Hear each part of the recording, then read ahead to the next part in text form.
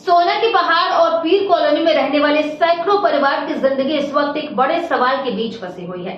सवाल ये है कि क्या उनका घर बच पाएगा या फिर बुलडोजर की कार्रवाई में सब कुछ खत्म हो जाएगा। जिन घरों में लोग सालों से रह रहे हैं, जहां बच्चों का बचपन बीता, जहां परिवार ने अपनी पूरी जिंदगी की कमाई लगा दी, आज उन्हीं घरों पर संकट के बादल मंडरा रहे हैं। लेकिन आखिर ऐसा क्यों हो रहा है? आइए इस पूरे मामले को आसान भाषा में समझाते हैं। दरअसल ये विवाद पर्यटन विभाग की जमीन को लेकर है। प्रशासन का कहना है कि जिस जमीन पर ये मकान बने हुए हैं वो सरकारी जमीन पर है और उस पर अवैध कब्जा किया गया है। लंबे समय से ये मामला चर्चा में था और लोग उम्मीद कर रहे थे कि शायद कोई ऐसा रास्ता निकल आए जिससे उनके घर बच जाए।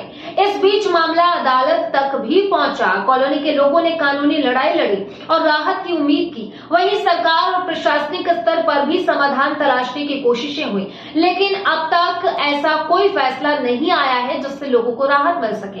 अब प्रशासन ने अपना रुख पूरी तरह से साफ कर दिया है। नोडल अधिकारी RS बाट खुद मौके पर पहुंचे और पूरे इलाके का निरीक्षण किया। निरीक्षण के बाद उन्होंने साफ शब्दों में कहा कि पर्यटन विभाग की जमीन पर बने अवैध निर्माण को हटाया जाएगा और सरकारी जमीन पर किसी भी तरह का कब्जा बर्दाश्त नहीं किया जाएगा। यहीं से लोगों की चिंता और भी बढ़ गई, क्योंकि प्रशासन ने प्रभावित परिवारों को सिर्फ 2 दिन का समय दिया।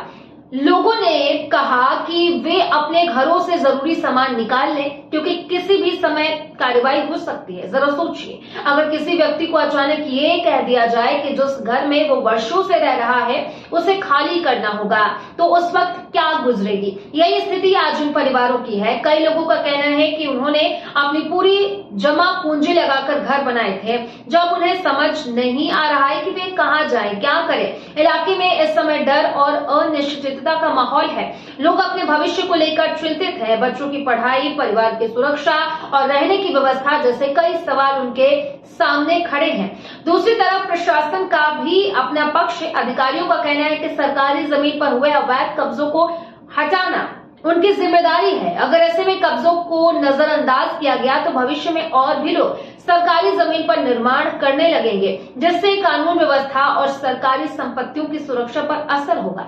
यानी कि इस पूरे मामले में 2 पक्ष साफ नजर आ रहे हैं। एक तरफ ये परिवार हैं जो सालों से वहां रह रहे हैं और अपने घरों को बचाना चाहते हैं। दूसरी तरफ प्रशासन जो कानून और सरकारी जमीन की सुरक्षा की बात कह रहा है।